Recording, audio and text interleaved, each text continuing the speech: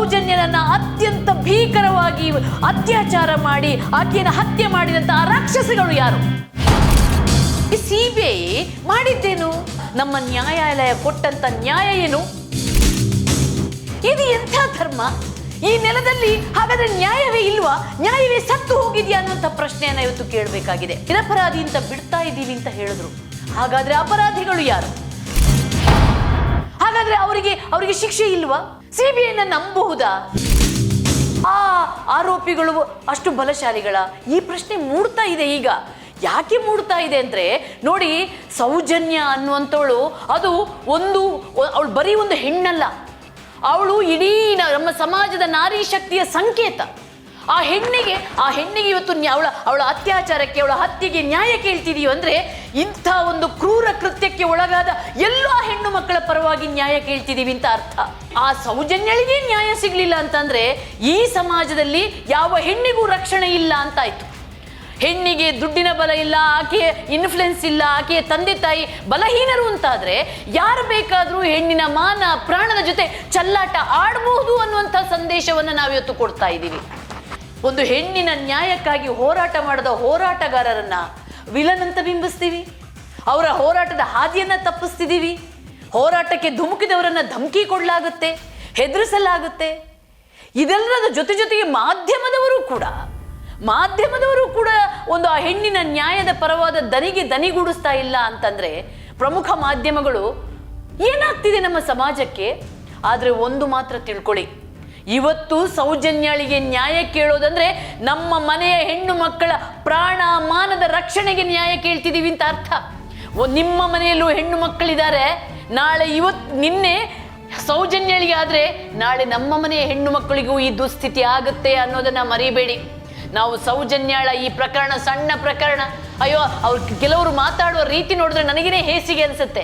ಹೌದು, ಆ ಹೆಣ್ಣು ಮಗಳ ಹಣೆ ಬರ ಸರಿ ಇರ್ಲಿಲ್ವೋ ಏನೋ, ಹಾಗಾಗಿ ಅದೊಂದು ಕೆಟ್ಟ ದಿನ ಆಗೋಯ್ತು ಅಂತ. ಹೌದು ರೀ, ನಿಮ್ಗೆ ಒಂದು ಕೆಟ್ಟ ಗಳಿಗೆ ಆಗಿರ್ಬೋದು, ಆದ್ರೆ ಆಕೆಯನ್ನ ಹೆತ್ತಮ್ಮನಿಗೆ, ಆಕೆಯ ಜೊತೆ ಇದ್ದಂತ ಸಹೋದರನಿಗೆ ಇವರಿಗೆ ಇಡೀ ಜೀವನವೇ ನರಕಮಯ ಆಗ್ಬಿಟ್ಟಿದೆ. ಅದು ಅನುಭವಿಸಿದವರಿಗೆ ಗೊತ್ತಿರುತ್ತೆ ಆ ನೋವು.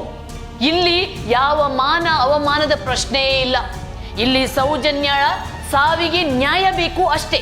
ನಮ್ಮೆಲ್ಲರ ದನಿ ನ್ಯಾಯಕ್ಕಾಗಿ ಹೋರಾಡಬೇಕು. ನಮ್ದು ಎಷ್ಟೇ ದೊಡ್ಡ ನಾವು ನಮ್ಮ ಜನರನ್ನೆಲ್ಲ ಸೇರಿಸಿ ನಾವು ಏನ್ ಮಾಡಬೇಕು? ನಮ್ಮ ಬಲವನ್ನ ಎಲ್ಲಿ ತೋರಿಸ್ಬೇಕು? ನ್ಯಾಯ ಕೊಡಿ ಅಂತ ತೋರಿಸ್ಬೇಕು. ನಾವು ಇಲ್ಲಿ ಈ ರೀತಿ ಅವಮಾನದ ಹಿಂದೆ ಹೋದ್ರೆ ಏನಾಗುತ್ತಂದ್ರೆ, ಯಾರು ಅಪರಾಧಿ ಇದ್ದಾನೋ, ಯಾರು ನೀಚ ಇದ್ದಾನೋ, ಯಾರು ರಾಕ್ಷಸ ಇದ್ದಾನೋ ಅವನಿಗೆ ನಾವು ಬೆಂಬಲ ಕೊಟ್ಟ ಹಾಗೆ, ಅವನನ್ನ ನಾವು ರಕ್ಷಣೆ ಮಾಡದ ಹಾಗೆ. ಇಲ್ಲಿ ಅವಮಾನವೇ ದೊಡ್ಡದಾಗ್ಬಿಟ್ರೆ, ಮಾನ ಪ್ರಾಣವೇ ಚಿಕ್ಕದಾಗ್ಬಿಟ್ರೆ ನಾಳೆ ಎಲ್ಲದಕ್ಕೂ ಹೀಗೆ ಆಗ್ಬಿಡುತ್ತೆ. ಯಾರು ಶಕ್ತಿಶಾಲಿ ಇದ್ದಾನೆ ಅವ್ನು ಮಾಡ್ಕೊಂಡು ಹೋಗ್ಬೋದು, ಅವನು ಏನ್ ಬೇಕಾದ್ರೂ ಮಾಡ್ಬೋದು ಈ ಸಮಾಜದಲ್ಲಿ. ನನ್ನ ಹತ್ರ ಶಕ್ತಿ ಇದೆ, ನಾನು ಪೊಲೀಸರನ್ನು ಬುಕ್ ಮಾಡ್ತೀನಿ, ನಾನು ನ್ಯಾಯಾಲಯವನ್ನು ಬುಕ್ ಮಾಡ್ತೀನಿ, ನಾನು ಸಿಬಿಐಯನ್ನು ಬುಕ್ ಮಾಡ್ತೀನಿ ಅನ್ನುವಂಥ ಒಂದು ದುರಹಂಕಾರದ ಭಾವ ಬಂದ್ಬಿಡುತ್ತೆ. ಆವಾಗ ಹೆಣ್ಣು ಮಕ್ಕಳು ದಾರಿ ನಡೆಯಕ್ಕಾಗಲ್ಲ, ನ್ಯಾಯ ಕೇಳಕ್ಕಾಗಲ್ಲ. ಇವತ್ತು ನಾವು ಸೌಜನ್ಯಳ ನ್ಯಾಯದ ಮೂಲಕ, ಆಕೆಗೆ ನ್ಯಾಯ ಕೋರೋ ಮೂಲಕ ನಾವು ಇನ್ನು ಮುಂದೆ ಇಂಥ ಯಾವ ಪ್ರಕರಣವೂ ಆಗಬಾರ್ದು, ಇದಕ್ಕೊಂದು ಫುಲ್ ಸ್ಟಾಪ್ ಬೀಳಬೇಕು ಅನ್ನುವಂಥ ಒಂದು ಬೇಡಿಕೆಯನ್ನ ಇಡ್ತಾ ಇದ್ದೀವಿ.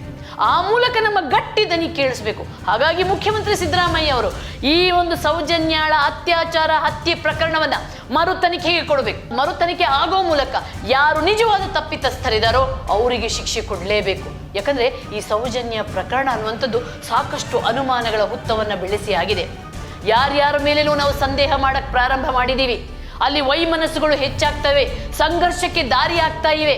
ಹಾಗಾಗಿ ಈ ಸಂಘರ್ಷಗಳೆಲ್ಲ ತಿಳಿಯಾಗಬೇಕು, ಸಂದೇಹಗಳೆಲ್ಲ ಮುಕ್ತ ಆಗಬೇಕು ಅಂತಾದ್ರೆ ಇದಕ್ಕೊಂದು ತಾರ್ಕಿಕ ಅಂತ್ಯ ಆಗಲೇಬೇಕು. ಆ ರಾಕ್ಷಸನನ್ನ, ಯಾರೆಲ್ಲ ಆ ಪಾಶವಿ ಕೃತ್ಯ ಮಾಡಿದಾರೋ ಅವರಿಗೆ ಅಷ್ಟೇ ಕಠಿಣವಾದ ಶಿಕ್ಷೆ ಕೊಡಬೇಕಾಗುತ್ತೆ. ಆ ಮೂಲಕ ಈ ಸಮಾಜಕ್ಕೊಂದು ಒಳ್ಳೆಯ ಸಂದೇಶವನ್ನ ಕೊಡಲೇಬೇಕಾಗುತ್ತೆ. ಸ್ನೇಹಿತರೆ, ನಾವೆಲ್ಲರೂ ಕೂಡ ಇವತ್ತು ಒಂದೇ ದನಿಯಲ್ಲಿ ಮುಂದುವರಿಯಬೇಕಾಗತ್ತೆ. ಒಂದೇ ದನಿಯಲ್ಲಿ ಏನಂದ್ರೆ ನ್ಯಾಯ ಕೊಡಿ, ಸೌಜನ್ಯಳ ಸಾವಿಗೆ ನ್ಯಾಯ ಕೊಡಿ. ಆ ಮೂಲಕ ಹೆಣ್ಣು ಕುಲಕ್ಕೆ ಅವಮಾನ ಮಾಡಬೇಡಿ, ಆಕೆಯ ಮಾನ ಪ್ರಾಣಕ್ಕೆ ಗೌರವ ಕೊಡಿ.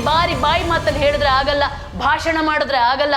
ನಿಜವಾಗ್ಲೂ ಕೂಡ ನಿಜವಾಗ್ಲೂ ನೀವು ಹೆಣ್ಣಿಗೆ ಆಕೆಯ ಮಾನ ಪ್ರಾಣಕ್ಕೆ ಒಂದು ಗೌರವ ಕೊಡ್ತೀರಂದ್ರೆ ಈ ನ್ಯಾಯದ ಹೋರಾಟದಲ್ಲಿ ನೀವು ಇರಲೇಬೇಕಾಗುತ್ತೆ. ಯಾರೇ ಆಗ್ಲಿ ಅದು ಅಂತ ಒಂದು ಹೋರಾಟಕ್ಕೆ ನಾವು ಬೆಂಬಲ ಕೊಡ್ಲೇಬೇಕು. ಸೌಜನ್ಯಾಳ ಸಾವಿಗೆ ಒಂದು ನ್ಯಾಯ ಸಿಗಲೇಬೇಕು ಅಂತ ಹೇಳ್ತಾ, ನಮ್ಮ ವಾದವೂ ಅಷ್ಟೇ, ನಮ್ಮ ಒಕ್ಕರಲ ದನಿಯೂ ಅಷ್ಟೇ, ನಮ್ಮ ಕರೆಯೂ ಅಷ್ಟೇ. ನೋಡಿ, ಇಲ್ಲಿ ನಾವು ಒಂದು ಅಂಶನ ಮರಿಬಾರ್ದು. ಇಲ್ಲಿ ಸೌಜನ್ಯಾಳನ್ನ ಅಪಹರಣ, ಆಕೆಯ ಅತ್ಯಾಚಾರ ಮತ್ತೆ ಹತ್ಯೆ, ಇದು ಈ ಪ್ರಕರಣದಲ್ಲಿ ನಮ್ಮ ಗೃಹ ಇಲಾಖೆ, ಆರಂಭದಲ್ಲಿ ನಮ್ಮ ಪೊಲೀಸ್ ಇಲಾಖೆ ಅಂತ ಏನು ಹೇಳ್ತೀವಲ್ಲ, ಅವರು ಒಂದು ದೊಡ್ಡ ತಪ್ಪನ್ನ ಮಾಡಿದ್ದಾರೆ. ಇಲ್ಲಿ ಈ ಒಂದು ಪೊಲೀಸ್ ಇಲಾಖೆ ಮಾಡುವ ಇಂಥ ತಪ್ಪಿಗೆ, ಯಾರದೋ ಇನ್ಫ್ಲುಯೆನ್ಸ್ಗೆ, ಯಾರದೋ ಫೋರ್ಸ್ಗೆ ಅಥವಾ ಯಾರದೋ ಒತ್ತಡಕ್ಕೆ ಈ ಒಂದು ಪ್ರಕರಣದ ಹಾದಿ ತಪ್ಪಿಸುವಂತ ಕೆಲಸ ಆಗಿದೆಯಲ್ಲ, ಇದು ಮೇಲ್ನೋಟಕ್ಕೆ ಕಾಣ್ತಾ ಇದೆ ರೀ. ಇದು ಏನು ಇದರಲ್ಲಿ ಕದ್ದು ಮುಚ್ಚಿ ಹೇಳುವಂತ ವಿಚಾರವೇ ಇಲ್ಲ. ಇಲ್ಲಿ ನೇರವಾಗಿ ವೈದ್ಯರಾಗ್ಲಿ, ತನಿಖಾಧಿಕಾರಿ ಖಂಡಿತವಾಗ್ಲೂ ಕೂಡ ಸಾಕ್ಷ್ಯವನ್ನ ಹಾಳು ಮಾಡಲಾಗಿದೆ ಅಂತ CBI ಹೇಳದೆ. ಇಲ್ಲಿ ಸಾಕ್ಷ್ಯವನ್ನ ಸರಿಯಾಗಿ ಮಾಡಲಾಗ್ಲಿಲ್ಲ, ಇಲ್ಲಿ ನಿಜವಾದ ಅಪರಾಧಿಯನ್ನ ಹುಡುಕುವಂತ ಒಂದು ಪ್ರಾಮಾಣಿಕ ಪ್ರಯತ್ನ ಆಗ್ಲಿಲ್ಲ ಅಂತ ನ್ಯಾಯಾಲಯವೇ ಹೇಳ್ತಿದೆ. ಮಕ್ಕಳ ವಿಶೇಷ ನ್ಯಾಯಾಲಯವೂ ಅದನ್ನೇ ಹೇಳಿದ್ದು, ಎಲ್ಲರೂ ಅದನ್ನೇ ಹೇಳ್ತಾರೆ. ಹಾಗಾದ್ರೆ ಇಲ್ಲಿ ಅಪರಾಧಿ ಸಿಗ್ಲಿಲ್ಲ ಅಂತ ಆದ್ರೆ ಯಾರು ಆ ತನಿಖಾಧಿಕಾರಿ ತನಿಖೆ ಮಾಡಿದ್ದಾನೆ, ಯಾರು ಈ ಆಕೆಯ ಪೋಸ್ಟ್ ಮಾರ್ಟಮ್ ಮಾಡಿದ್ದಾರೆ, ಇವರನ್ನ ಹಿಡಿಬೇಕಾಗುತ್ತೆ. ಇವರನ್ನ ಅಪರಾಧಿ ಸ್ಥಾನದಲ್ಲಿ ನಿಲ್ಲಿಸಿ ಇವ್ರ ಹತ್ರ ಸತ್ಯ ಬಿಡಿಸ್ಬೇಕಾಗತ್ತೆ. ಯಾಕಂದ್ರೆ ನಮ್ಗಿಲ್ಲಿ ಸಂದೇಹಗಳು ಕ್ಲಿಯರ್ ಆಗ್ಬೇಕು, ಸೌಜನ್ಯಾಳ ಸಾವಿಗೆ ನ್ಯಾಯ ಸಿಗಬೇಕು. ಇದಷ್ಟೇ ನಮ್ಮ ಉದ್ದೇಶ, ಬೇರೆ ಏನೂ ಇಲ್ಲ.